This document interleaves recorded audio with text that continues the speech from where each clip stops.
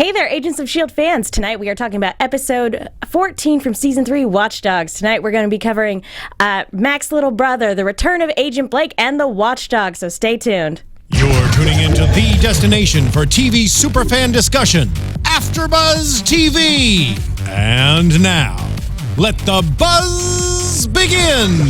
Hey there, everybody. We are back to talk about another episode of Agents of S.H.I.E.L.D. It's episode 14, season 3, Watchdogs. How are you all doing tonight? Doing good. I'm doing good. My mic, there we go. Doing great. I'm doing super great. This is a good one. This was a really good episode. I didn't feel heartbroken. I didn't feel like crying into the mic afterwards, but at the same time, this was a really good ride. Yeah. This was a blast. We didn't need alcohol for this one. In a lot of ways, this was a blast. Yeah, I'm not drinking tonight. You get, because she blasted from her hand. And also Hydra set us up the bomb. And there was there was an explosion. Yeah, we got it. And there was a bomb. Yes. We all watched it. We saw the blast. But also it was a fun time. Yeah, I was really expecting somebody to make like a bomb pun, and I'm really glad that didn't happen. Anyway, I'm going to go ahead and introduce my fantastic panel. To my left, Jesse Klein. Hi, everyone. You can follow me on Twitter and Instagram at JessKlein1. This show was the bomb. There you go. There it is. Zach Wilson. Hey, guys. I'm on Twitter, Instagram, YouTube. That's Zach Wilson. And I got you guys in the chat. Woo. Joyce Ajouri. Hey guys, I'm Joyce. You can catch me on Twitter, Instagram, and Snapchat at Ajouri. And I'm Megan. You guys can tweet at me at the Menguin. That's TheMenguin. We are also going to be keeping an eye on the hashtag ABTV Marvel for those of you following along there.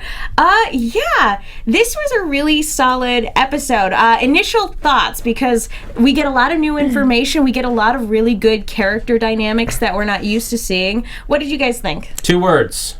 Shotgun X. Yes. Hell yes. I also have 2 words.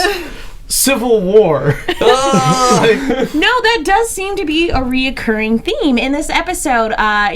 Everybody has a different sort of perspective and a different stance on how to deal with a group like the Watchdogs, or whether or not a group like the Watchdogs is even necessary. Yeah, I think it's a luxury that Marvel, I was watching this and I was like, this is a really nice luxury that Marvel has, is that, because I think S.H.I.E.L.D. has a lot of fans that aren't necessarily familiar with the comic books, and the people who read the comic books are very familiar with like the concept of Civil War. And I think that this episode, like, they just set up the 2 sides of Civil War in this episode, and it's like, these are the 2 philosophies. Audience in TV world, what do you think about them? And it's like, it's such a nice luxury, because it's like, now everyone's going into Civil War basically knowing what the fight is. Yeah. I mean, it definitely is going to help bolster people's knowledge of, or understanding, basically, on a fundamental level. Powered people versus non-powered. Like, even the Watchdogs control versus non-control. Yes. Well, and even the Watchdogs calling for a list of powered individuals. Yeah. Like, that's terrifying, because it's also a really big bit of hypocrisy, because the Watchdogs are like, we can't have this group of vigilantes going out and causing all this trouble, so we're going to start our own vigilante group and show them what's what. We don't like that the government's doing things. The government should have a list. Let's give them more power. Yeah, I like this conflict, because I always find myself siding with S.H.I.E.L.D., but I feel like I'm going back and forth between like the way Coulson wants to do things and the way Daisy wants to do things, and how Mac feels about this, but how Daisy and Lincoln are handling this. Like, I go back and forth between agreeing with one side or the other throughout the show. That's what it's supposed to do. That's what the book Civil War did well. I mean, that was you wanted to side more with Cap in the original Civil War, but that's what they're leading towards. I think it's going to be even more so than the original book, is that you should see both sides equally and be torn on who you want to support. I definitely don't see the Watchdog side, that's for sure. But within S.H.I.E.L.D., I feel very much like I'm on a seesaw. Yeah. Well, the Civil War comic book, they specifically wrote to make Iron Man the bad guy in it. Yeah. And But Here, there they've seems to be a said in little the bit more movie nuance. they want it to be less clear who's the bad guy and who's the good guy. Yeah, no bad guys, no good guys, just opinions, I believe is the direct I mean, quote. the way I always look at that Civil War is that, like, Iron Man is doing the wrong thing for the right reasons. Cap is doing the wrong thing for the right reasons. And that's The right thing for the wrong reasons.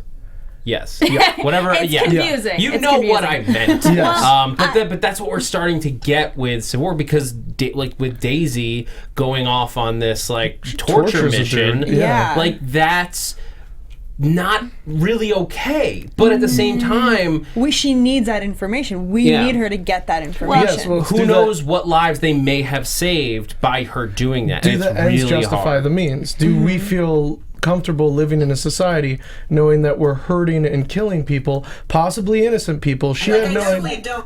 Whoa. Right. She had no idea if that guy was actually knew where the Watchdogs were.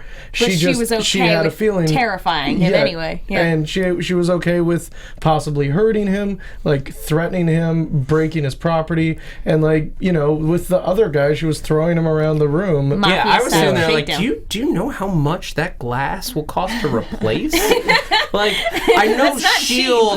cheap. has Mac to Yeah. like go fix stuff, but like this guy doesn't have a Mac or a cheese. That truck does not look like it's already in good shape. He probably It has can't not afford. been maintained. Yeah. But I will say though that when I really love that Marvel loves to tackle these issues, because a lot of them do hit really close to home, especially with the political atmosphere in America right now. Oh, yeah. There's so They kinda much hit it that very heavy. it can feel a little heavy-handed at times, but at the same time, strangely enough, 2016, we still need to have this discussion.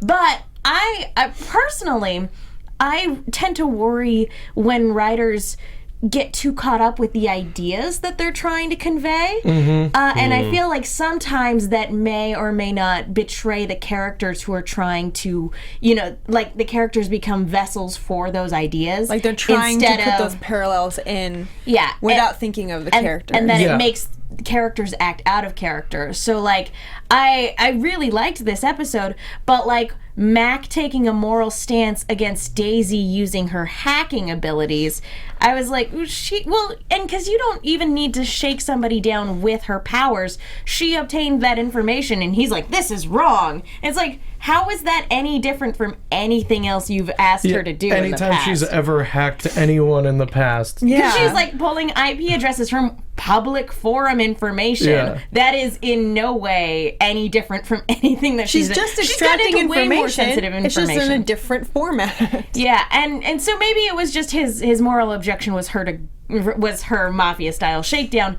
But when he said that, I was like, it seemed like that was just mere setup so that they could be on opposing sides of this argument to convey this idea. Well, no, but I mean, everything that Daisy did in that whole situation was fundamentally wrong. Like, yes, these are bad people. Absolutely, these are bad people. They are going to hurt people just for being who they are, just for existing. Yeah. But these were people posting opinions on a forum. She had no evidence that anyone on that particular forum was involved in the attack on the ATCU. And she took all she had was their opinions, and she used their opinions to track them down, damage their property, and torture them, basically. Yes, she didn't physically torture them, but she emotionally scared the crap out of that guy in order to get information. And when opinions become illegal, that becomes very dangerous. Exactly. Yeah. And I think it's the classic kind of fight. We talk about this all the time. It's the thing that will forever go unanswered, but it is, would you rather live in a society that is safe, or would you rather live in a society that is free? Yep. And we will always struggle with that. And that's the struggle, because yes, Daisy probably saved lives by doing this, but at the same time she violated inherent freedoms that we are supposed to have in this country. Yep. And that guy is entitled to his awful, vile opinions. Yeah. But he is entitled to them. Although anybody who uses the free speech argument about that, like, free speech prevents the government from like censoring what you say, but it doesn't prevent you from suffering the consequences of what you say. So for sure, just throwing that out there. Yeah. Also, hate speech is protected by free speech as well. That's a misnomer that's thrown out, that hate speech is not protected by the First Amendment. It 100% is. Yeah, it's all circumstantial, but we're getting off the topic. Off topic. Let's bring it back to a little bit more of a personal setting, because we get introduced to a little bit of Mac's family. We get introduced to his little brother Ruben, and I think Ruben. First of all, I liked that they brought him in. Like, there were a couple like face palmy moments where it's like, can't believe he did that. But I really liked that they brought him in, because again, he was kind of a vehicle for some of these ideas of like the millennial existential crises, or a lot of angst that a lot of millennials are going through, or really just a lot of people right now, especially like during the recession and things like that. I mean, he kind of represented the two. I don't want to make this a political discussion at all, but he kind of represented the two major factions, for lack of a better word, on either side of the presidential run, or at least the most vocal ones, which are the Donald Trump supporters and the Bernie Sanders supporters. Both of them are very upset with the government. Yep. Both of them feel like the government is doing things the wrong way, and it should be changed, and that there should be ground level upheaval from how our government works. Someone's got to stick it to the man. Exactly. And whether you agree with them or disagree with them, that's not what this is about. But it is like what he represents, is like this young person who's seen the government be corrupt, who has seen Hydra come out of the S.H.I.E.L.D. Who the system does not help. Who is For the currently most part. in debt, who has trouble holding down a job because the economy's not great. Yeah, I mean, he's seen the bad side of the way the system is broken, and like a lot of people in the real world, he's lashing out at what little things he can find to feel anger towards. And that's another theme, kind of reoccurring theme in this episode too, is anger is good because it gives you direction and it's a great motivator. Yeah. But it's that blind anger, that aimless sort of thing, where that anger can be pointed in the wrong direction. That's where the danger lies. And people are in the chat are asking like, how did we get into politics? And it's like, well, this is what it is, guys. It's very polarized. Literally everything in this episode was about politics. This episode was so thinly veiled politics stuff. I mean, Blake is just spouting Trump stuff like and everywhere, almost Bernie Sanders stuff as well. Like he's saying very similar things to both of those people. Yeah, and it's intentional. Like if you think it's an accident, it's not. And guys, I know nobody wants to really dig into like real politics right now. Yeah, we won't give any opinions. Yeah, let's talk about superheroes, you guys. But the thing is that this show has always talked about political issues from the get-go. I feel like the idea. A lot of comic stories do. Like that's kind of a lot of the basis of the stories that we read and the movies that we watch. Like everything is just based on. Captain America himself makes political statements in the comics all the time. Yeah, the X-Men are a thinly veiled thing for gay rights. Yeah, it has been since the very start. Well, they were civil rights at the beginning, and now they're gay rights. Yeah. And I mean, we even had a character that said, first we had to deal with illegal aliens, now we have to deal with outer space aliens. And we were, this whole episode revolved around a hate group. We're gonna talk a little bit about politics when that happens. But let's bring it back to Alfie. I know, I'm so happy. Well, it's Alfie and Ruben. And I liked their dynamic because I've been on both sides of that. I've been on the I'm a very busy sibling, but I want to be there for my family. And I've also been on the receiving end of like where have you been? Where I'm trying to make this work. Yeah, like I thought we were gonna like hang out, have lunch, and have a beer. So what did you guys think with them introducing Ruben? Especially, in the wake of Mac losing two of his best friends. I was gonna say I liked seeing Ruben and meeting Ruben and knowing that Mac has somebody in his life that he's still really close to. He's still really close to. I mean, he's getting closer to Daisy and others in S.H.I.E.L.D. I mean, but he had a very special bond with Bobby and Hunter. So to see that he has someone, you know, who's his blood brother to like be there for him if he needs it, like that was comforting for me, especially since Mac is always kind of on the fence with like how he feels with certain things. And he has like a constant in his life through Ruben. This could have been a very cheap introduction for a character, like to introduce a brother that we've never met before. Is like, it could be like, oh yeah, and he's got this brother, but it never felt unnatural, because I think mainly because he went to his brother at exactly the time where a character would have. He just lost two of his closest friends. I mean, they're not dead, but they're effectively dead to him. Like he can't. They're transferred permanently. Yeah, he cannot contact them for the foreseeable future. Yeah, and so it makes sense that he would want to that would inspire a trip to see his family. Yeah. I think this was number one. It was really refreshing to have a Mac-centric episode, since we haven't had one in a really long time, and he's really been ancillary to a lot of the stories as of late. So it was nice to see him. Yeah, there was one episode he wasn't even in at all. Yeah, so it was really cool to see Mac as the main focal point of an episode. And I also think it was good to have his point of view, because he's kind of been on both sides of this debate.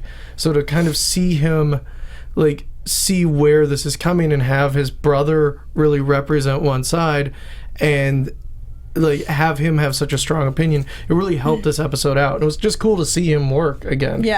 Yeah, no, and it is kind of like a solemn reminder of, oh yeah, I used to think that way. It's like, oh man, and so it's like you really see how far Mac has come and the relationships he's formed with everybody in S.H.I.E.L.D., how far he's come from season 2. Yeah. So yeah, a lot of good stuff.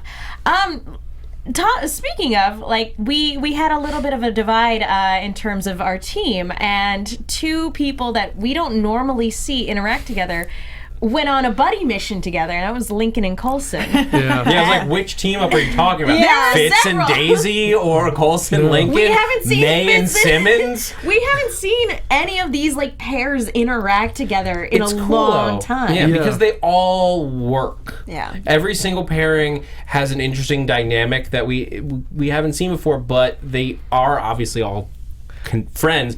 Lincoln and Coulson being they're working on it, but they're on the same team. Because Bobby and Hunter are out, like it's kind of forced to have these weird mix and match teams. So it's cool to see that. At least. To Megan's point, like with Lincoln and Coulson, I thought this was a great way to bring Lincoln back in. He had gone out for assessment by the S.H.I.E.L.D., wherever S.H.I.E.L.D. school is now. They blew up the first one. I was gonna say, did they reestablish the college? Like, is that still a thing? It's called the Jean Grey School for Higher Learning. It's in New York. Jean Grey? Jean Grey. That's how they get away with it. Jean Grey. Jean Grey. It's Gray instead of EY, and now it's legal. Gray, not Gray. I got it. Yeah, exactly. But I thought it was very interesting to hear that he, like, even his evaluations did not come back clean. And Coulson's like, who doesn't have a lot of agents at his disposal, is like, we're not sending you out on missions, but I need you, so like, let's fix out, this. But I can't get rid of you just yet. And I might as well see for myself what you can do for me. And I in really, any capacity. I really liked that he was like, I don't know you. I have vetted everyone here, but you're just kind of here. Yeah. Well, I mean, it also goes back to, it reminded me of when the first episode, when they recruited Daisy, because again, then Sky, just because, like, Lincoln's not a soldier. Like, he's not, like, he's whole thing. Literally a doctor. He is literally a doctor, which they need. But he's not a soldier, and so like not taking orders is something that is fine for him, but in a military setting, like, that's the difference between people dying. That's like, you need to accept that you're taking orders. I think it's hard for Lincoln to get there, and like Coulson talks about, like, twice now you've disobeyed direct orders. Yeah. Like, how can I trust you in the field? How can I trust you with my team? I love that Coulson called him out right there. Yeah. I mean, it's true. Lincoln is just sort of hanging out. Like, he's just sort of taking advantage of, what they've got in terms of, like, room and board, and, like, he's hanging out with Daisy, and it's comfortable for him. I like that Coulson kind of made him realize, like, I get what you're doing, or I get why you're here, and it's not necessarily okay with me. He's just sitting on the couch at his girlfriend's work. Yeah. Well, you can understand his... How lame. You can understand his reluctance, though, to... I mean, clearly he wants to be there for Daisy, but you can understand his reluctance to join into any organization with structured authority. Given his and feelings, or too. Dogmatic, like, loyalty, because the last organization that he was loyal to, that he felt he belonged to, fell apart because it was being run by a crazy person, by a person who went mad with power. Yeah. And so you can understand why, like, he wouldn't necessarily want to jump onto the next thing, because in his mind, he's probably waiting for this to fall apart too. Yeah. Not because historically speaking, it fell apart already. S.H.I.E.L.D. shouldn't even exist right now, given what happened. Yeah.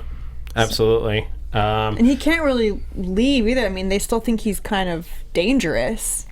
Yeah, so it's either Yeah. join. He's kind of stuck. It's either join S.H.I.E.L.D. or have S.H.I.E.L.D. follow you for the rest of your Like, life. no matter what he decides to do, he's pretty much doomed. So you can totally understand why he wouldn't want to necessarily be employee of the month, or why he wouldn't be too keen on being a part of S.H.I.E.L.D. anyway. Yeah. But this was a great dynamic, and I really liked... it was short, but I really liked the kind of resolution that we had with the two of them finding that Blake hologram. Yeah. He killed a hologram. No, it was Accomplishment not unlocked. a fatal shot. Yeah, but the hologram's gone now. I'm sorry. That's sorry, true. Zach, you're right. The hologram is up at a lake, and it's with other holograms. on the farm. On a and farm. Yeah. That's what on a they farm. said. Yeah. It was going to the hologram farm. It's with more projected three-dimensional light. It's a lot happier there. It gets more I'm exercise. glad he's happy now. There's a yard for him to run around in. It's fine. Oh, God. Can we talk about the Agent Carter callbacks to this? Yeah, there's Yeah. a bunch of like little like references in this, like Yeah, let's especially on the talk- Watchdogs plot line. Let's Yeah. talk about the various references that we got, because the first of which was this imploding material called Nitramine. Yeah, which I spelled nitro and then mean, like the word mean. It Good. was in Agent Carter. She's holding something. Yeah, Yeah. which it was those. If you remember, there was season 1, those glowing golden eggs Yeah. of death. Were filled with a chemical that Howard Stark created that They were one would of- just implode. They imploded an entire Roxxon facility into one tiny ball. They were bad babies. Yeah.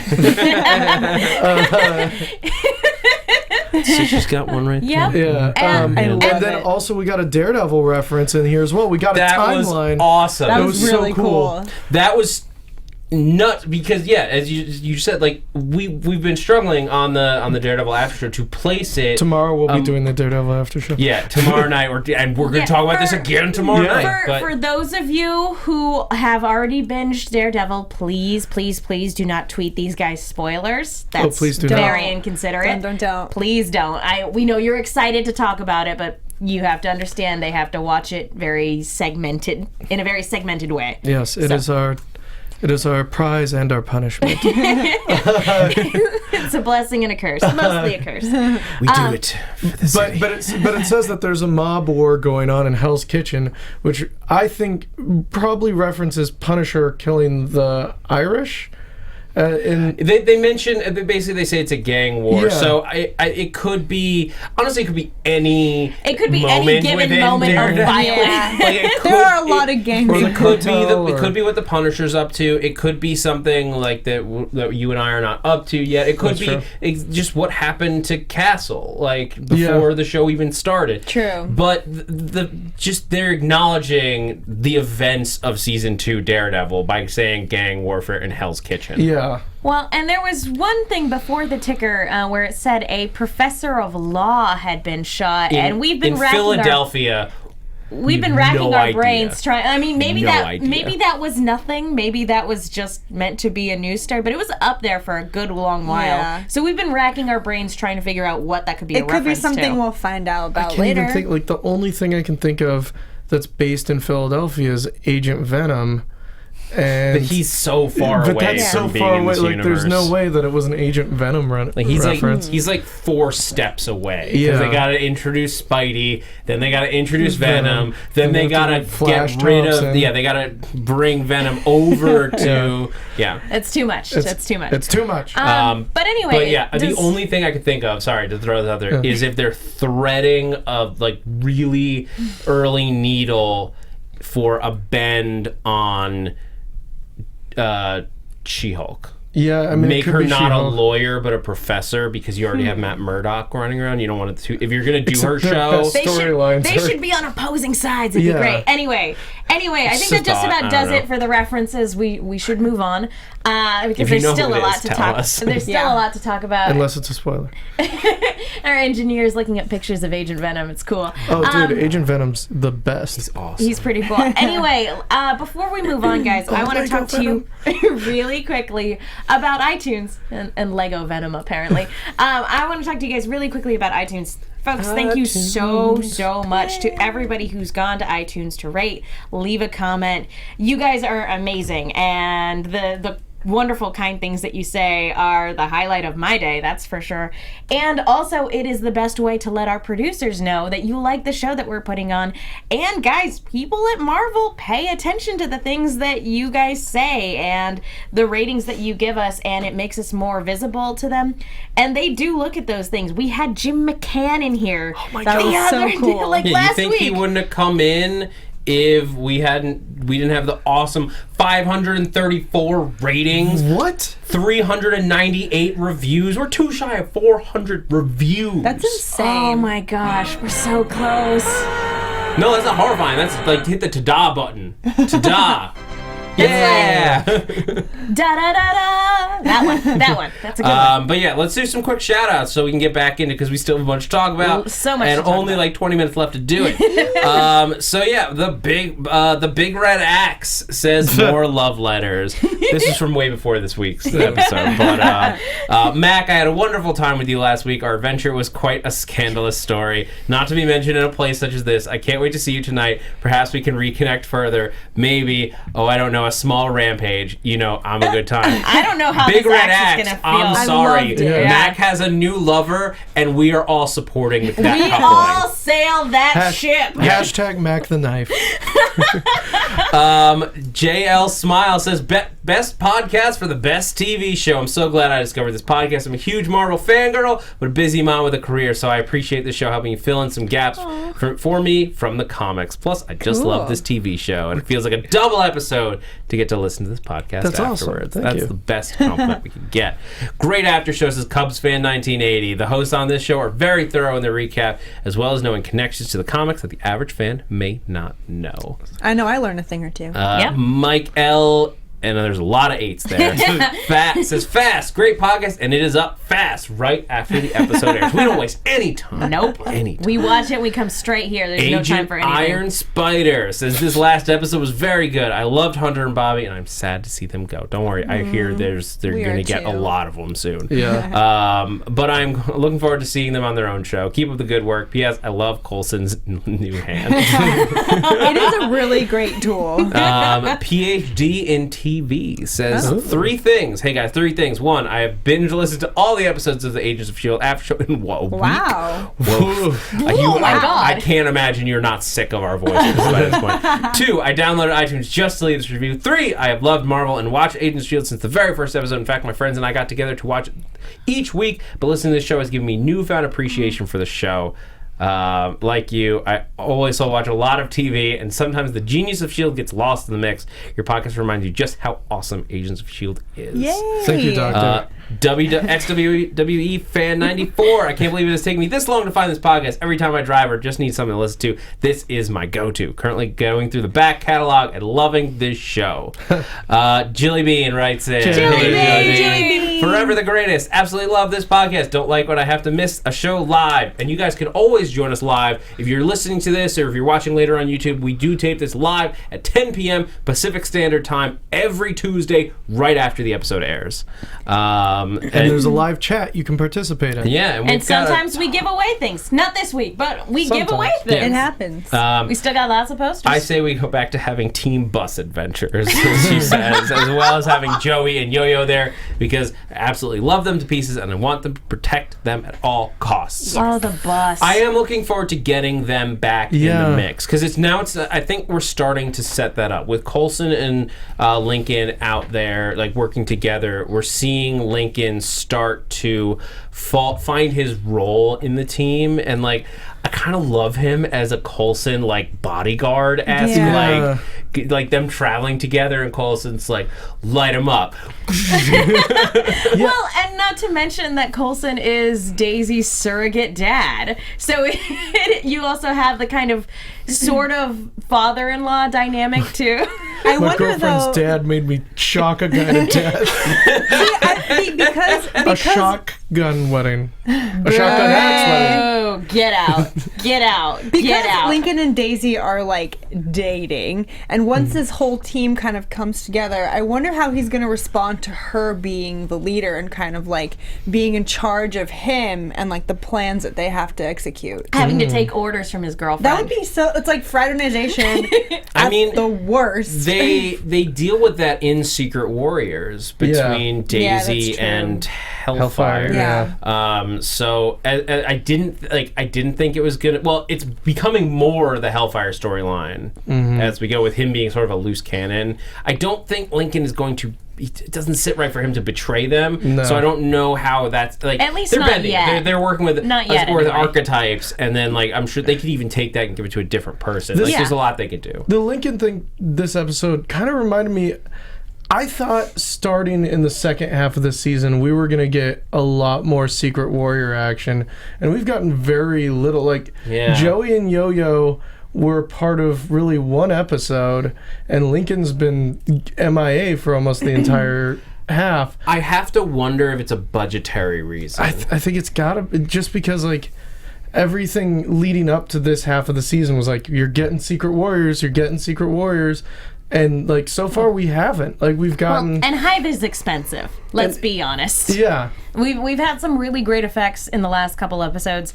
It is most definitely a budget thing, and it's also like a cast member thing. We had to shoo 2 of our cast members away to make room. There were episodes, again, we had an entire episode without Mac, we had an entire episode without Lincoln. Like, it was getting too crowded for everybody's storyline, so like there are a lot of logistics that you have to deal with when you're bringing on new team members. It's just like I don't want to have to sit through episodes where both Joey and Yo-Yo have to go through the same process that Lincoln went through. Like I just want to see the Secret Warriors. You just want them to be a team, because I just think it'll be fun when we get there. And the thing is that not that I would need it, so I don't think I would need it so much if they hadn't teased us with it so much like in the summer of last year. Like if they teased us with it like as we were going, like, and then like we were just waiting for it, like that would all be fine. But it was that they gave us the like we're gonna do Secret Warriors, and then they're like they keep poking at it.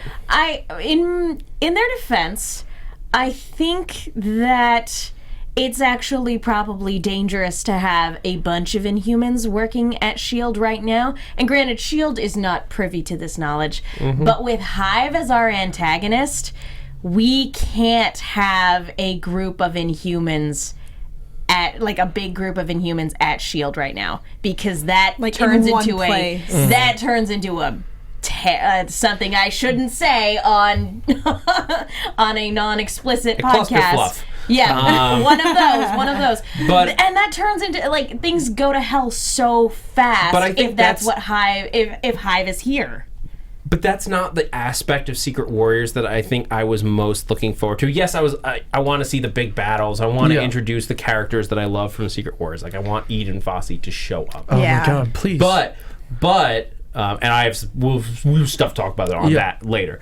But what I wanted to see Daisy leading a team of her own under Coulson, and the struggle of that dynamic of when she disagrees with Coulson, because Coulson's filling in the Fury role from the books, and I want to see them disagree on how to utilize a team that she is in charge of and built and is training. I totally understand that, and I'm on board with it, but the other thing we have to keep in mind, and it's something that this show has always struggled with, is Civil War is coming out in a month. In a month, whatever this show does, it's going to have to work around Civil War. So maybe the Secret Warrior stuff is going to have to wait until after the dust settles from Civil War. And we should probably move on because we've talked about this for a little bit. But I mean, that is something to keep in mind when you're frustrated with the pacing or when you're frustrated about specific character arcs. Keep in mind they have to adhere to the greater MCU. And as sucky as that can be, remember when Winter Soldier dropped and all of a sudden our minds were blown and the show became amazing. So let's just be patient. Anyway, I do want to talk, speaking about season 1, I want to talk about the return of Agent Blake, because I did always wonder what happened to him. The last time we saw him, he got curb stomped by Deadlock, and he just was carried away on a gurney and never came back. So we never knew whether or not he was Hydra. We never knew whether or not he ended up, like, if Coulson reached out to him when he was trying to reform S.H.I.E.L.D. again. We didn't know what happened to him. So when bringing him back as an enemy, as a villain, not necessarily previously aligned with Hydra, but we're not ruling that out either. What did you guys think? I thought it was good. It makes a ton of sense. Yeah. Because, like, yes, he's not Hydra. He was one of the people who didn't side. He wasn't evil, but being so close and witnessing that, you will be filled with a massive amount of distrust, and that means for somebody who wasn't necessarily around Coulson, you need somewhere to put that mistrust and something to just the human mind wants to blame something or someone when stuff like that goes wrong. Sure. And yes, you could blame Hydra, but now they're like affected. They're like in the background, and he wants to keep working towards the only way he can see to control it, and he sees aliens as and what he perceives as aliens to be the thing he could put a stop to. Yeah. And sorry, go ahead. I was just gonna say, it also adds to the whole conflict that we feel in this episode, where it's just, you kind of see everyone's point of view, and like you understand Blake's perspective, don't necessarily agree with him, but like you kind of get where he's coming from and what his motives are, and they're kind of justified. So that uneasiness is still there with him. Yeah, like his arguments aren't all wrong. Like that's the thing about like Registration Act and all that, is that like the safety of it is a reasonable thought. It's really satisfying. Yeah, like, because it does feel like if somebody had that ability, then yeah, maybe they should be controlled to a certain extent, because like they could, like somebody with Quake's powers could just walk in here and smash all our TVs. Sure. And what could we do to stop her? We couldn't. Yeah, exactly. Yeah. At the same time, if there's someone behind it deciding who's good and who's bad, Like it's it's the same thing with Captain America: Winter Soldier. If you're deciding who's good and who's bad and not allowing there to be a trial or anything like that, it's like that's not a free society. Yeah, and exactly. And again, it doesn't take into account the normal people who also do very bad things because they, for whatever reason, get their hands on nitramine somehow, and they put on a mask and they blow up an ATCU facility. Jeez. Ward didn't need to be Hive to be bad. For sure. He's a lot more dangerous now that he's also Hive, but he was still dangerous as a human being. Yeah, more dangerous than Lincoln. Yeah. Like, Lincoln's untrained, Ward's sniping ATCU directors from... Yeah, the argument is, though, that Ward needed a ton of training in order to get to that point. Right. Sure. Whereas Lincoln basically would just need to just start going like this with his hands like you don't to hurt a lot. You don't need training for a pipe bomb. Like, that's the thing. Is like or like, again, a group of just people who were mad enough, who had access to the right materials. They stormed into Mac's house with the intent on killing him and his brother, even though they were not didn't know they were wrong. They did not prepare for shotgun X. No, and that was their first one could mistake. Be prepared for shotgun X. I loved it. Speaking of, I wanna give a little shout out to somebody on Twitter. To ignore the numbers on Twitter, can there please be a TV spinoff called The Adventures of Alfie and Mini Mac? LOL, we all came up with it on ABTV Marvel. I love it. I absolutely love it. Lots of shotgun X on Twitter. Yeah. Amazing. It's pretty great. What a great way to just have that be like, that's such a satisfying thing where it's like, it was a throwaway thing from last season where it was like a little bit of a joke. Mac has a shotgun. Last season? Yeah. Mac has a shotgun. He has an axe. Like, and like, we were joking about it, like how cool, like how fun it would be to have a shotgun axe. We had people like look up images Find and send pictures. them to us. Yeah, Like, they've and, even made their own. like, how satisfying is it that like this writing team is so in tune with the fan base? Yeah. That they knew They exactly. could do something They like just that. play a lot of Dead Rising. Or they play a lot of Dead Rising. For me, that was a very Evil Dead moment. It was like, it's just short of a chainsaw. It It's was really very great. Evil He Dead. uses it, and then he's like, ooh. Ruben. I think I'm onto something. You shot Mac and he powered up. He's a mechanic. He'll make something like that that'll work all the time. He doesn't have to fabricate it every single time he wants to use it. It'll fold back on like a trigger release and He like a can add a button. It button. just like it's like this. It just comes forward, so you can like have your pressed into And something. the blade is self-sharpening. I will say though, just This was a prototype of the Yeah. action. oh yeah, he's gonna manufacture a solid Yeah, it's gonna one be now great. where it's welded Every together. S.H.I.E.L.D. agent Yeah. will have a They'll shotgun. call it the night axe. You night in a big way at that point. But like it was worth it once we saw this. I will say once they had the AK like the automatic rifle. Yeah. And like he picks it up and Mac is holding a shotgun with birdshot. I'm like, train with your brother. You are trained to use highly tactical weapons. He has no idea if the safety is on that gun. And like shotgun also, you don't have to be as accurate. Also, Yeah, in like- theory, he had like Mini Mac has used that particular gun before Yeah. since the family gun. True. I'm just saying, worth it for the shotgun axe. Yes. I have to just we need to talk about one other thing, but we did have a question on Twitter from Asakine. She wanted to know if Mackenzie, like their address, was a specific reference to anything, and it wasn't. We weren't able to find anything. Jesse, you Well, look yeah, into Mac it. is a reference to a character. Yeah, but- well, Agent Mackenzie is like a S.H.I.E.L.D. agent that I believe Mac gets his name from in the show. He was part of the CIA.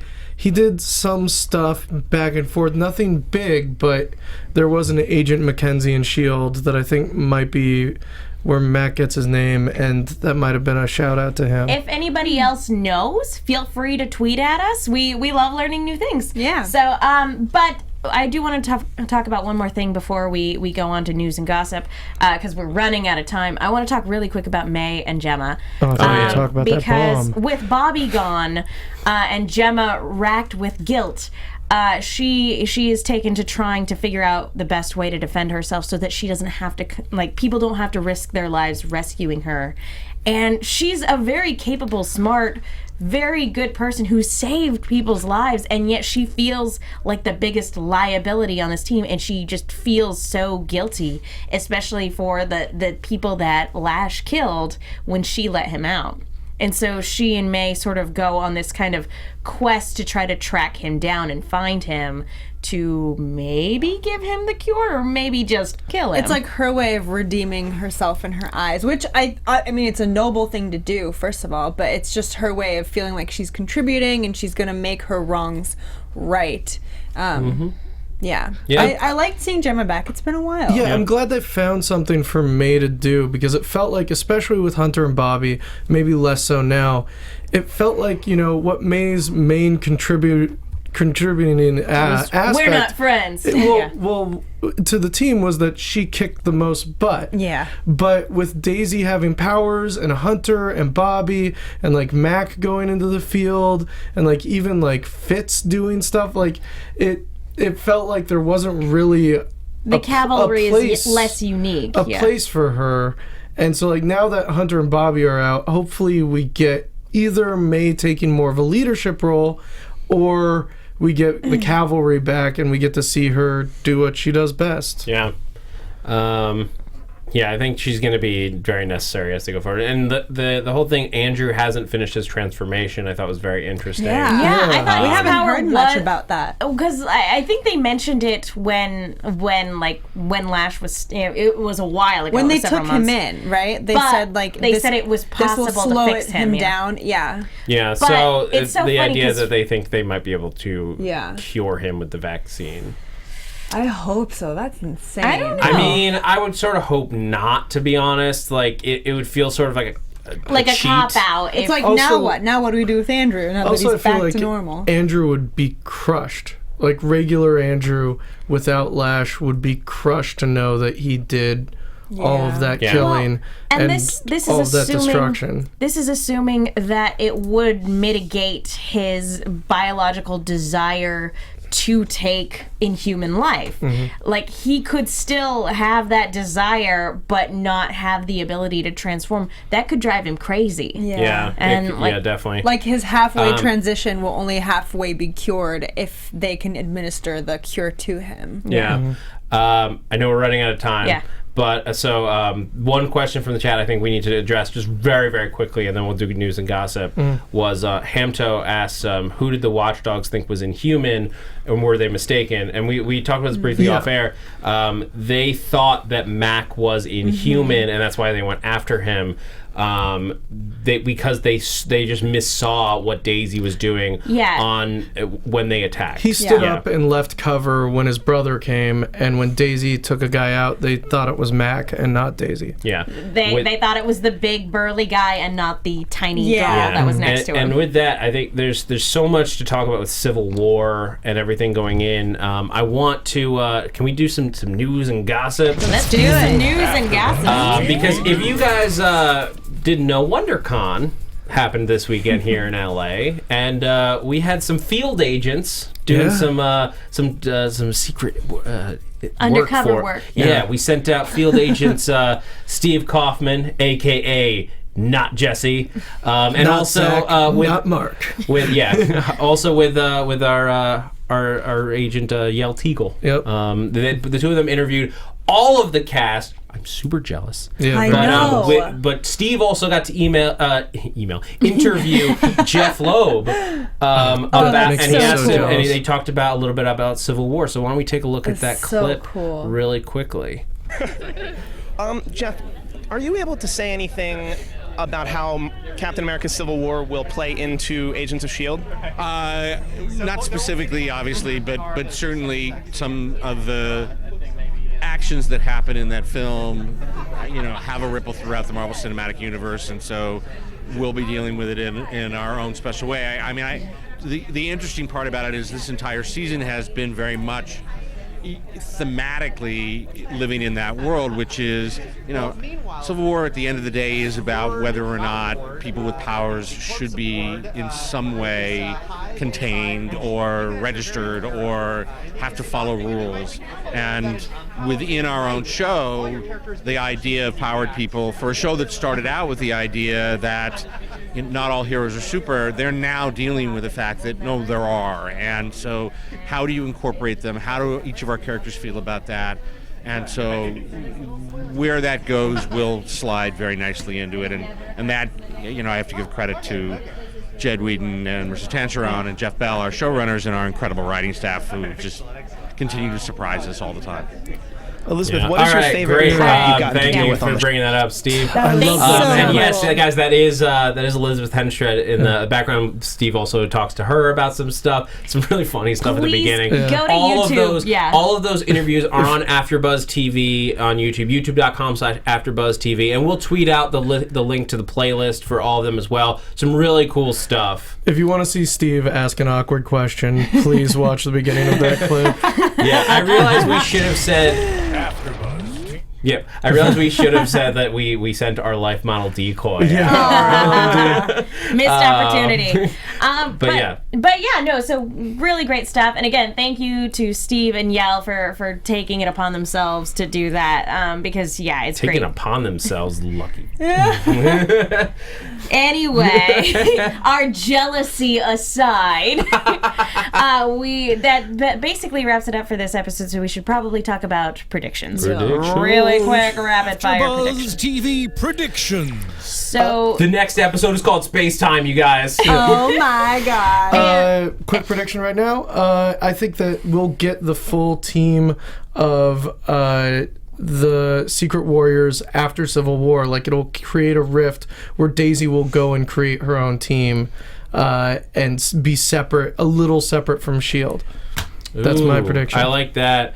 My thought was post Civil War that that's when Daisy's going to get her team as a fallout from, like, if I'm assuming in this prediction that Iron Man sort of wins, and so there's a little bit more clampdown on powered people, and with that Daisy gets her own team. I could see it tying into that very well, where she is now Coulson's one part of if it's the ATCU as the hand, the governing body. S.H.I.E.L.D. is one section or one offshoot, and Secret War, her team, is a separate but equal offshoot. Oh, see, I think because the name is Secret Warriors, ATCU has no idea, and S.H.I.E.L.D. official has no idea that they exist.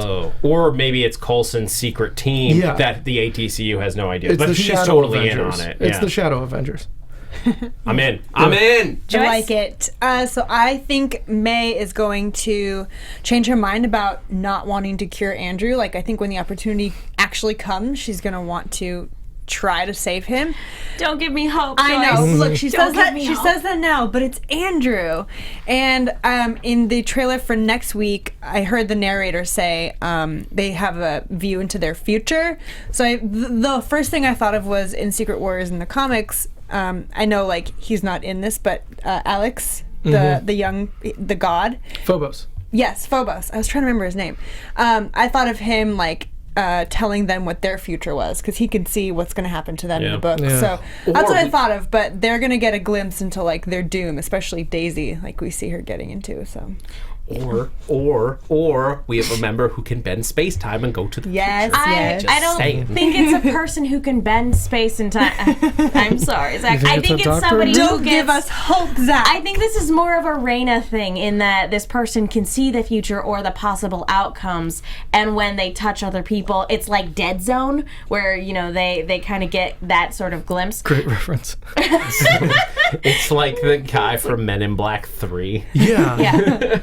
Sees all possible timelines. But talking about this next episode, I think that we're going to get more snippets of that mid-season 3 intro that we got of the plane in space for some reason. I think we're going to get a little bit more teases of that. And also, Hive looks terrible in a turtleneck. Who dressed him? Who let him dress himself? Neo. Turtleneck Yeah, I was was like, he not looks like the Matrix.